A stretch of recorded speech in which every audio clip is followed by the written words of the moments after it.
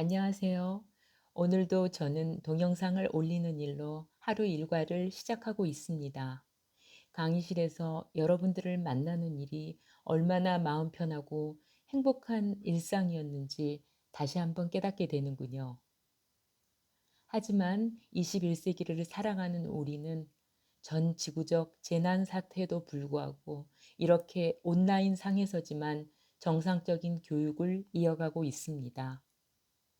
우리는 서로의 얼굴을 마주 볼 수 없지만 머릿속에서 강의실과 머지않아 만나게 될 학우들과 교수를 상상해 보는 마음의 여유를 가지시길 바랍니다. 지난 시간에 지난 시간에는 대인관계의 개념에 대해서 전반적으로 알아보았습니다. 첫 번째, 대인관계의 의미, 두 번째, 대인관계의 특징, 세 번째, 대인관계의 중요성, 네 번째, 대인관계의 유형, 다섯 번째, 대인관계의 발달의 내용을 가지고 우리가 자세하게 공부해 보았는데요. 오늘은 강의에 들어가기 앞서서 지난 시간 배웠던 것을 종합적으로 정리해 보겠습니다. 먼저 대인관계의 의미를 살펴보면 대인관계란 타인과의 상호작용, 즉 자신과 다른 사람들의 관계를 의미한다고 이야기했습니다. 사회적 상호작용이란 한 사람이 다른 사람을 상대로 하는 의도적인 행위와 이에 대한 다른 사람의 반응으로 이루어지는 사회화 과정이라고 이야기할 수 있겠습니다. 이러한 사회화 과정은 사람의 심리적 관계, 인간관계, 대인관계, 인하 등의 뜻으로 사용되고 있고 심리적 관계에 의한 대인관계는 사회화 과정과는 달리 특정한 목표 의식 없이 상호 간에 형성되는 일정한 심리적 관계 그 자체만 의미한다고 여러분들은 머릿속에 기억하시기 바랍니다. 대인관계의 특징을 알아보겠습니다. 대인관계의 특징은 첫째, 사람에 대한 관심이 필요하고 둘째, 인격과 인격의 만남이라는 것을 유념해야 되며 셋째, 조직의 생산적인 관계를 지향해야 된다는 특징이 있습니다.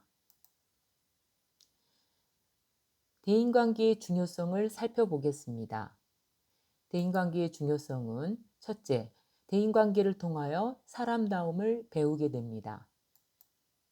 둘째, 우리가 대인관계를 통하여 가치 있는 존재로 성장할 수 있게 해줍니다. 셋째, 자신의 정체성 발달에 대인관계가 아주 중요한 역할을 하게 됩니다. 넷째, 성공적 직장 생활의 중요 요인은 개인적인 재능이나 특별한 기술도 중요하겠지만 대인관계에서 오는 것이 직장 생활을 좀 더 효과적으로 할 수 있다는 것을 배웠습니다. 다섯 번째, 신체 및 정신 건강에 영향을 주어서 대인관계를 잘하는 사람은 신체적으로나 정신적으로나 건강하게 됩니다. 여섯 번째, 가장 궁극적으로 이러한 앞에서 이야기한 다섯 가지 요소가 조화롭게 자아 실현과 삶의 질을 높여준다는 것을 여러분들은 유념하시기 바랍니다. 네 번째, 대인관계의 유형에 대해서 알아보겠습니다. 대인관계의 유형은 1차적 대인관계와 2차적 대인관계, 수직적 대인관계와 수평적 대인관계, 나와 너, 나와 그것이라는 관계, 공유적 대인관계와 교환적 대인관계로 나누어서 살펴보았습니다. 대인관계의 발달은 개인의 생애 발달 또는 생애 주기와 연관이 있었다는 것을 우리가 알 수 있었습니다. 출생에서부터 시작되는 유아기, 유치원이나 어린이집에 다니는 학년 전 아동기, 초등학교 입학해서 초등학교를 다니는 아동기, 중고등학교에 진학해서 생기는 청소년기, 고등학교를 졸업하고 직장 또는 대학에 들어가면서 만나는 대인관계인 청년기, 전기, 20대 중후반이 되는 청년기, 후기, 가장 인생에서 사회 경제적 능력이 최고 수준에 오르는 4, 50대가 해당되는 장년기, 마지막으로 직장을 은퇴하고 마무리되는 노년기에 따라 대인관계의 과정과 그 양상이 다양하게 나타난다는 것을 공부하여 보았습니다. 대인관계 형성 과정을 보면 첫 번째, 사람과 사람이 먼저 만나게 되고 이렇게 만난 사람들이 정보를 교환하게 되면서 개성이 표출되고 갈등이 생기게 됩니다. 개성 표출과 갈등 처리 과정의 기제에 대해서는 회피, 제압, 타협, 다수결 원칙, 통합, 신뢰감 형성, 자유로운 표현, 마지막으로 일치감 형성이라는 여러 가지 기제들을 사용하게 됩니다. 이런 이후에 대인관계가 발전할 수 있는 요인들을 살펴보았습니다. 여기에는 사람에 대한 호감과 존경과 신뢰감이라는 요소가 있습니다. 대인관계가 발전하기 위해서는 호감과 존경과 신뢰감이라는 요소들이 많으면 많을수록 대인관계가 더 깊고 더 넓게 형성되겠죠.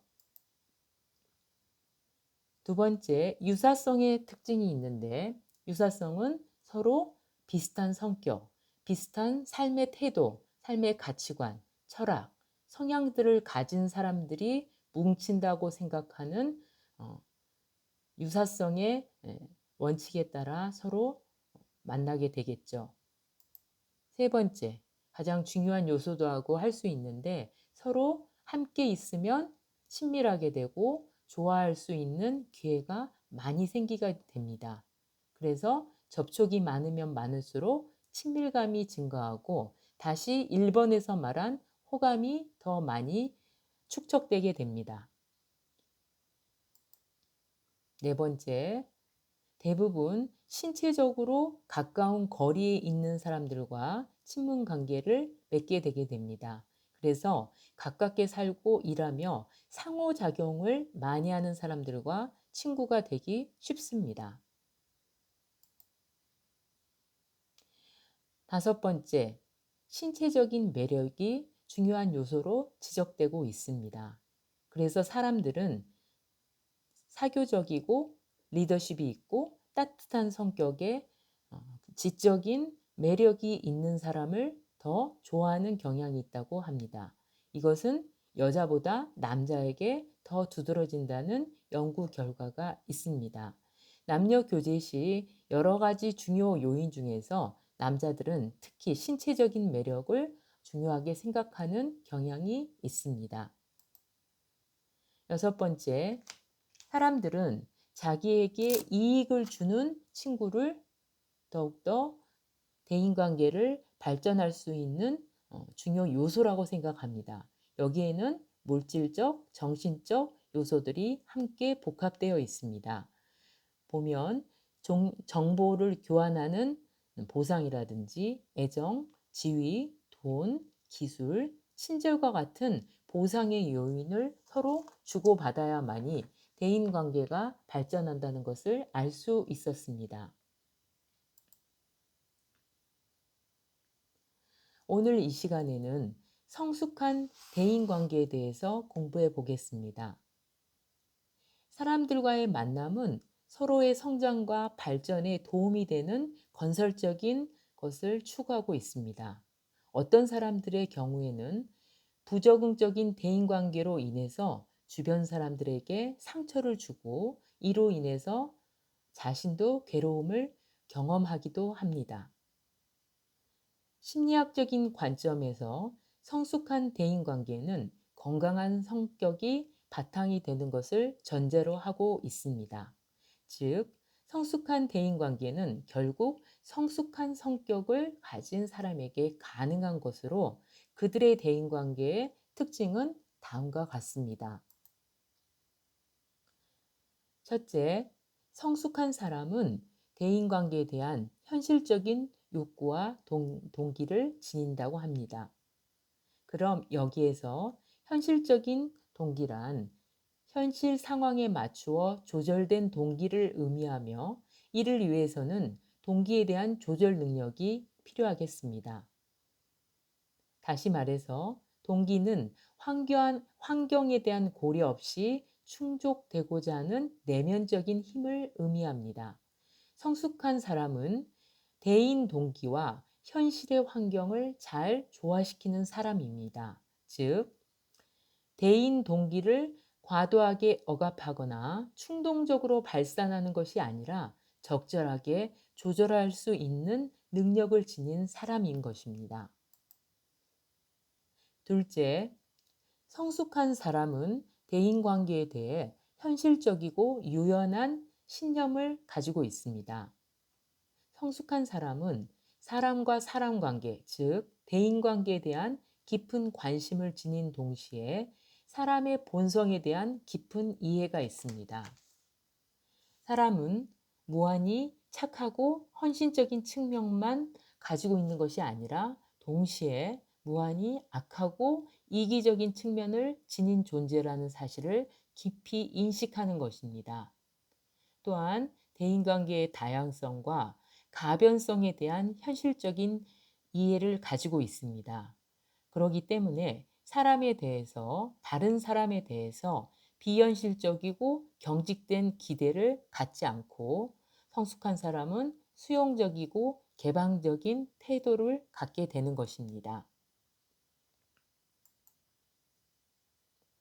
셋째, 성숙한 사람은 효과적이고 원활한 대인 기술을 가지고 있습니다. 성숙한 사람은 다른 사람의 마음을 이해하고 자신의 마음을 잘 전달할 수 있는 사람입니다. 다시 말해서 상대방의 말을 진지하게 경청할 줄 알고 자신의 감정과 의사를 적절히 표현할 수 있는 효과적인 대인관계 기술을 가지고 있습니다. 동시에 상대방의 입장을 충분히 존중하며 자신의 목적과 소망도 함께 실현하는 효율적인 타협과 절충의 기술을 가지고 있는 것입니다. 넷째, 성숙한 사람은 대인관계에서 객관적이고 정확한 지각 능력과 판단 능력을 지니고 있습니다. 즉, 대인 지각과 대인 사고의 과정에서 왜곡이나 편견을 개입시키지 않게 됩니다. 성숙한 사람은 타인을 신중하게 관찰하고 타인의 감정을 정확하고 객관적으로 파악하는 능력을 가지고 있습니다. 경직된 신념과 욕구를 가진 사람은 그것을 타인에게 투사하기 때문에 현실을 객관적으로 볼 수 없게 되는 것입니다.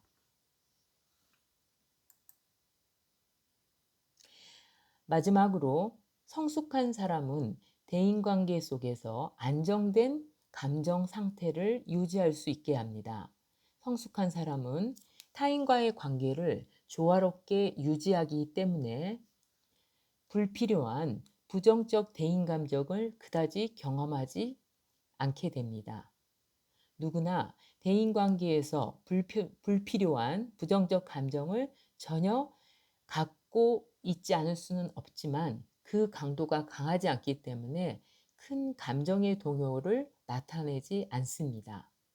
그렇기 때문에 타인과 불필요한 갈등을 만들어내지 않으며 설령 갈등이 생기더라도 빠른 시일 안에 지혜롭게 해결합니다. 이러한 대인 행동은 상대방의 긍정적인 대인 행동을 유도함으로써 서로 조화롭고 긍정적인 관계로 발전할 수 있게 되는 것입니다. 여러분들은 대부분 사회복지과 학생들입니다. 사회복지학은 휴먼 서비스이기 때문에 오늘 배웠던 성숙한 대인관계를 사회복지사 자신들이 습득하지 않으면 클라이언트를 성숙하게 대할 수가 없게 됩니다. 여러분들이 대인관계론을 교양 과목에서 배우는 이유도 그렇습니다. 여러분들은 전공 과목에서 인간 행동과 사회 환경이라든지 사회복지 실천론이라든지 사회복지 실천 기술론과 같은 특별한 전공 과목을 접하게 될 것입니다. 이것은 인간에 대한 이해와 지식과 기술이 있지 않은 한 다른 사람을 객관적으로 또한 너무 주관에 휩싸여서 다른 사람을 예단하거나 판단하는 실수를 줄이기 위한 이론적인 대책인 것입니다. 지금까지 우리는 대인관계의 개념을 간략하게나마 이해를 하고 공부하였습니다. 다음 시간에는 우리가 만나게 되는 대인관계에 있어서 먼저 자기에 대한 이해가 필요하게 됩니다. 그래서 여러분들이 많이 들어보았던 자아 분석에 대한 이야기를 시작하겠습니다. 여러분은 이제 학교에서 배웠던 이러한 이론 과목을 학습하는 데 그치지 마시고 가족과 친구, 주위 사람들에게 이러한 대인관계의 특별한 기술들을 한번 실천해 보시기 바랍니다. 이론과 실천이 조화되는 삶은 여러분들 자신과 또 여러분을 둘러싼 주위의 사람들을 위해서도 꼭 필요한 요소인 것 같습니다. 여러분 수고 많으셨습니다. 감사합니다.